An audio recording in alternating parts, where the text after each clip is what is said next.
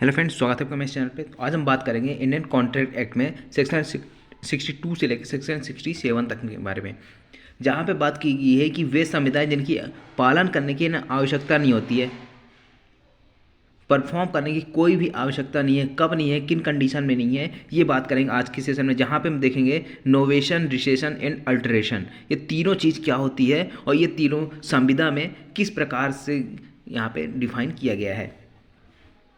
तो चलिए स्टार्ट करते हैं आज का सेशन।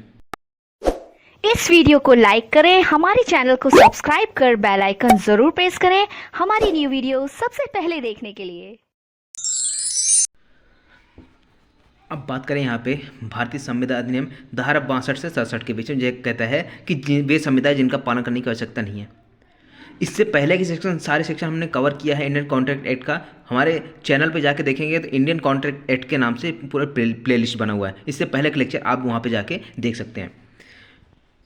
तो जैसे मानते हैं ए जो है वो बी और बी इन दोनों के बीच में कोई एग्रीमेंट हुआ था, और उस एग्रीमेंट के तहत ए को कितने, मान लीजिए 500 रुपये बी को देने थे।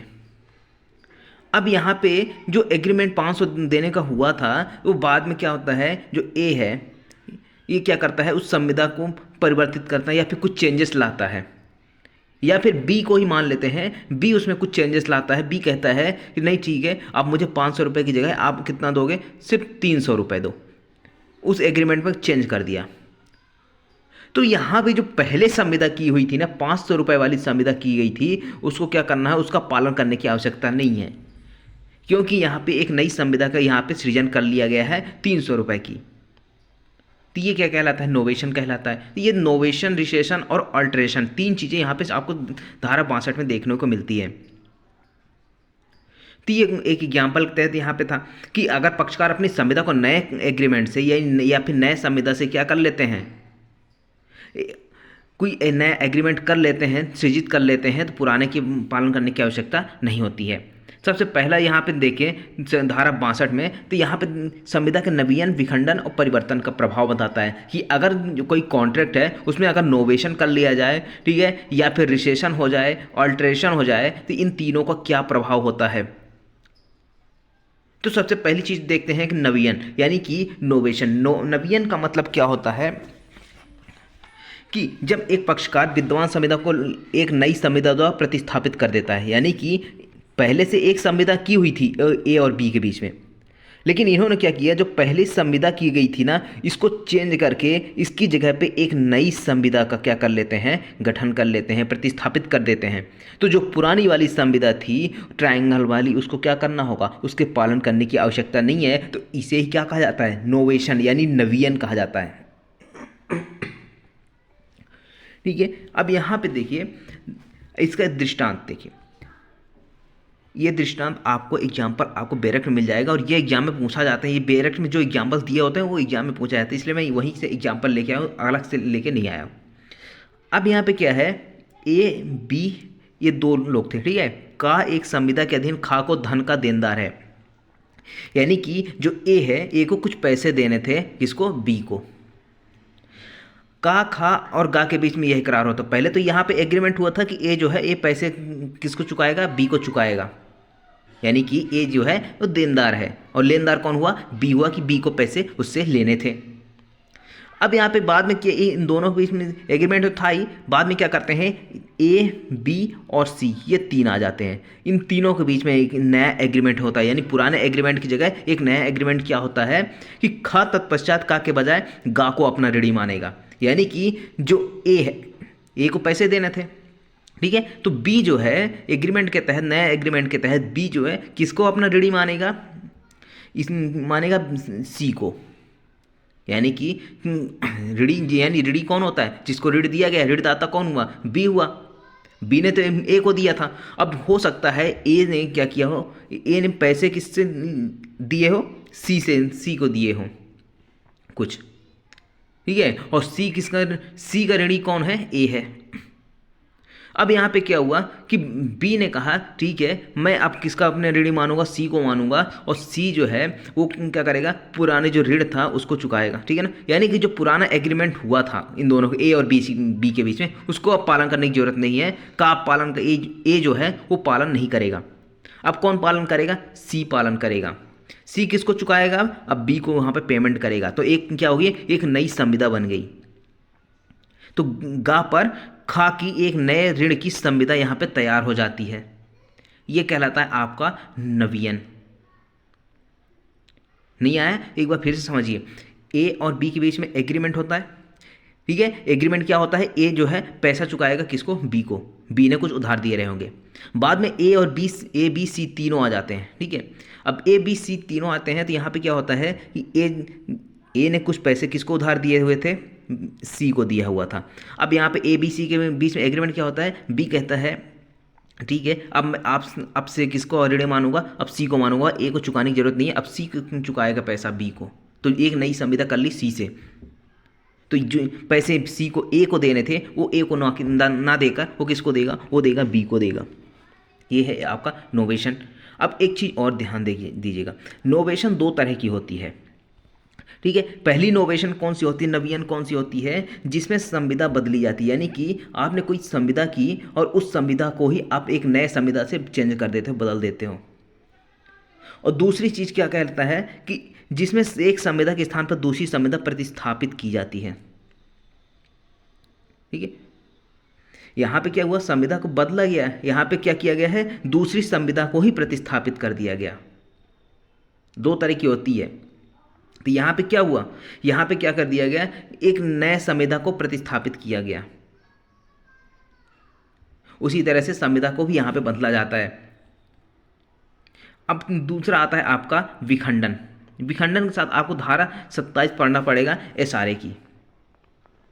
विखंडन का मतलब क्या होता है कि यदि कोई पार्टी जो है अपना पालन नहीं करना चाहती है तो क्या है, जो दूसरा पक्षकार है वो न्यायालय से जाके क्या करवा सकता है कि भाई उसको क्या करना है, उसको विखंडित करवा सकता है। और विखंडित कौन करवाएगा, जिसके विकल्प पर अगर शून्यकरणीय होता है ना, वो क्या करवा सकता है, वो उस कॉन्ट्रैक्ट को विखंडित करवा सकता है न्यायालय से। और धारा 27 में क्या कहता है कि न्यायालय संविदा का विखंडन नामंजूर कर सकेगा। यानी कि अगर चाहता है न्यायालय तो ये जो विखंडन की संविदा हुई है ना, उसको नामंजूर भी कर सकता है और चाहे तो मंजूर भी कर सकता है। दोनों सिचुएशन किसके पे डिपेंड है, कौन उस संविदा के जो केस है उस पर, और साथ ही साथ न्यायालय के विवेकाधीन पे। तो ये चीज़ आती है आपकी। तो अब इसके साथ एक धारा और पढ़नी पड़ेगी, धारा 64। धारा 64 क्या है, विखंडन के बारे में ही बात करता है कि अगर शून्यकरणीय संविदा के विखंडन किया जाता है तो उसका क्या परिणाम होगा, ये धारा 64 बताती है। जबकि कोई व्यक्ति जिसके विकल्प पर कोई संविदा शून्यकरणीय हो, यानी कि ए और बी, अगर मान लीजिए ए जो है बी को कुछ चीट करके धोखा दे के कुछ संविदा कर लेता है, तो बी के साथ तो धोखा हुआ है, तो बी के साथ अगर हानि हो रही है, कुछ लॉस हो रहा है ना, तो बी के पास ऑप्शन क्या है कि बी उस संविदा को विखंडित करवा सकता है। बी के पास ऑप्शन है शून्यकरणीय करने का, यानी कि या तो चाहे तो उसका पालन करने के लिए बोल सकता है, या फिर चाहे तो उस संविदा को शून्य करने के लिए भी बोल सकता है, या विखंडित करने के लिए।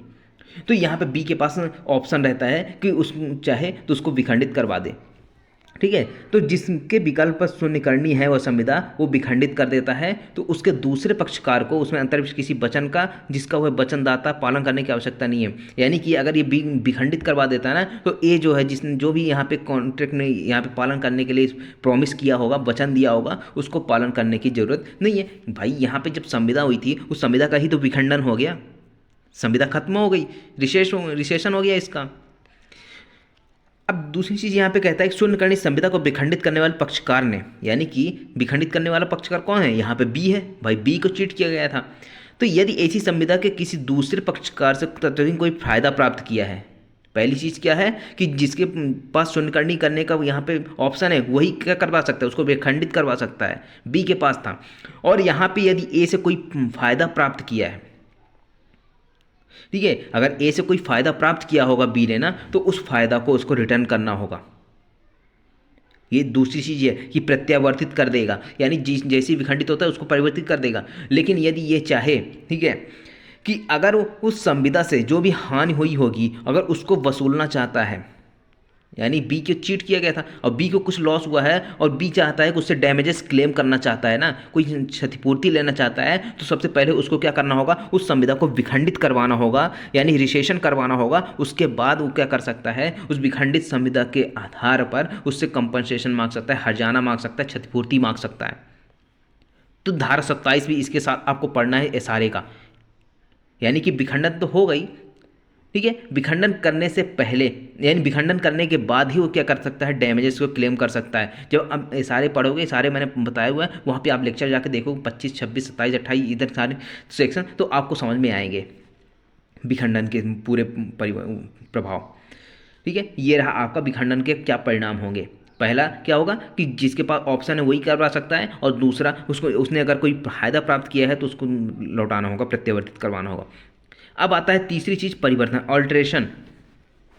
अब यहाँ पे ऑल्ट्रेशन की एग्जांपल देखिए, खा का 10,000 रुपये का देनदार है, यानी ए को कितना 10,000 रुपये देना था, किसको देना था, बी को, यानी ए ने उधार लिया था कुछ बी से, अब बी को रिटर्न करने थे।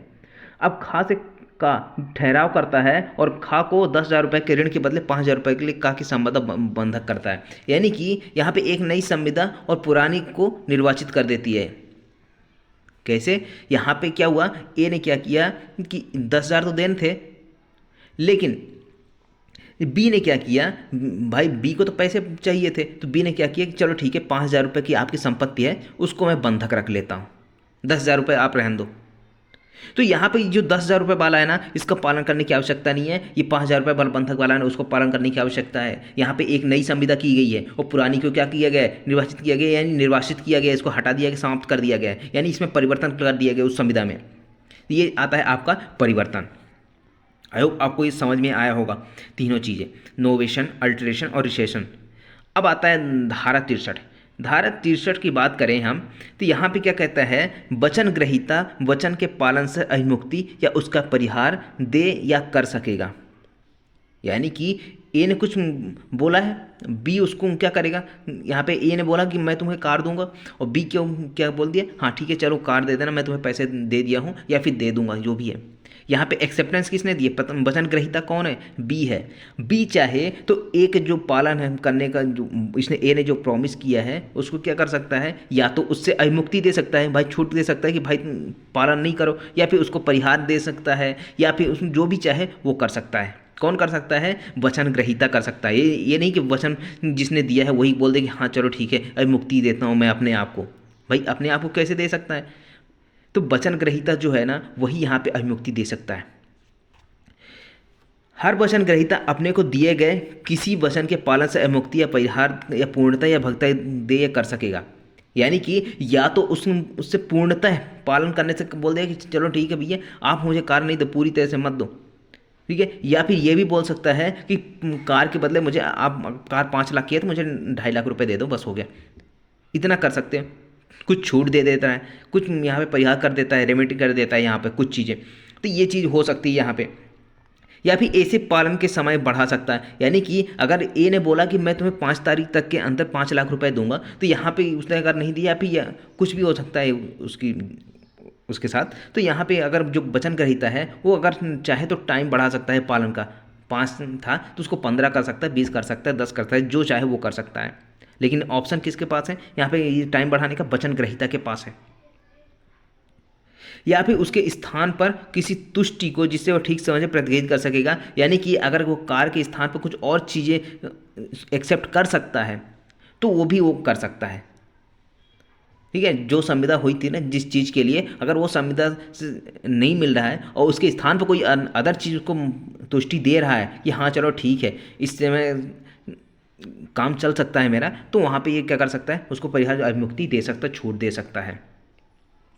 एग्जाम्पल की बात करें तो यहाँ पर एग्जाम्पल भी उसी का है, खा के लिए का एक रंग चित्र बनाने का वचन देता है, आ गया स्किल पे डिपेंडेंट। ठीक है, खा के लिए का एक यानी ए जो है एक पेंटिंग बनाने का वचन देता है किसको, बी को।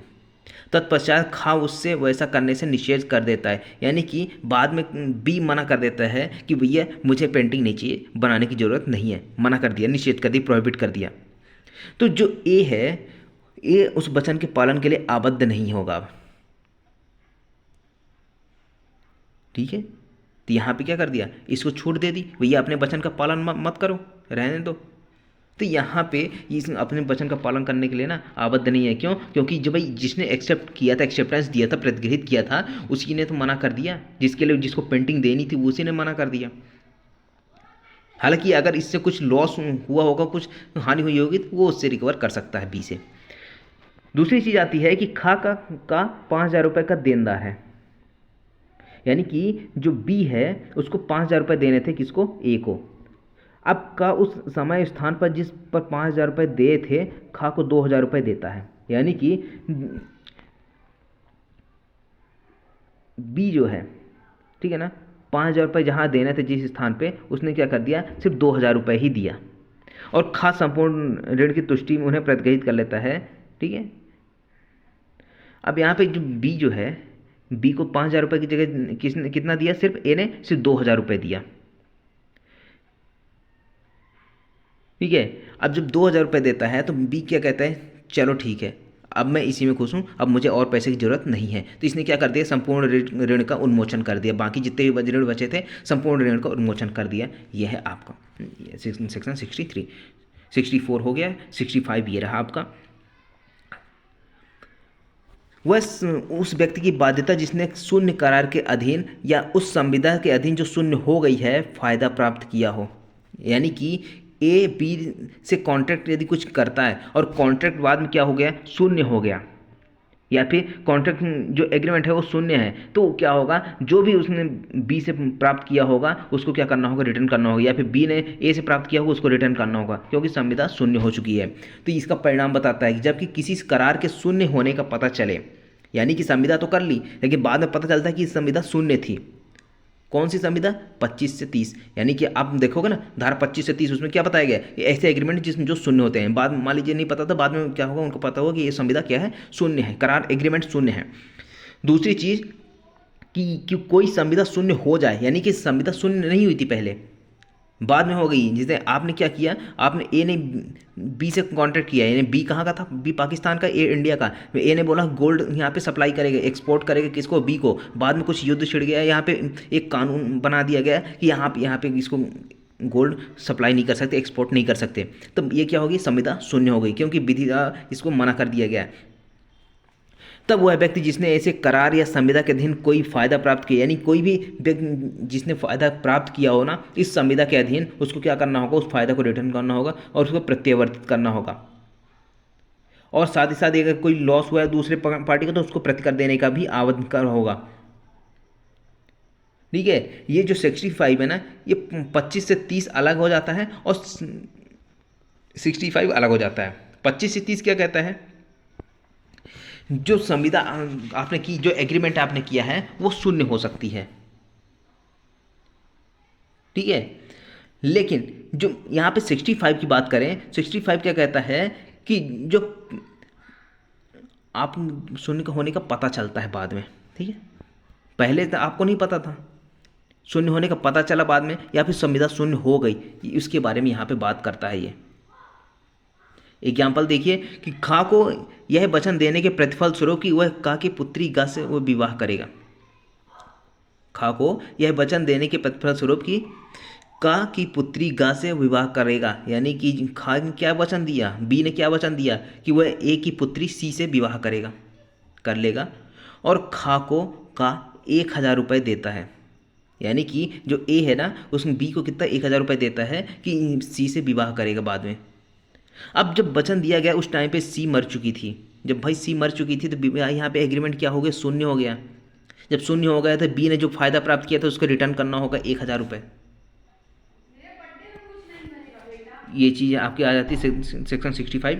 और सेक्शन 66 और 67 ज़्यादा इंपॉर्टेंट है नहीं, वो एग्जाम में कभी ज़्यादा पूछा जाता नहीं है। ठीक है, तो इसलिए इसको मैंने छोड़ दिया है। अब नेक्स्ट क्लास में हम पढ़ने वाले हैं कि क्वासाई कॉन्ट्रैक्ट के बारे में। क्वासाई कॉन्ट्रैक्ट क्या होता है, अर्थकल्पित संविदा क्या होती है। ठीक है, तो मिलते हैं अगले लेक्चर में, तब तक के लिए बने रहिए हमारे चैनल के साथ।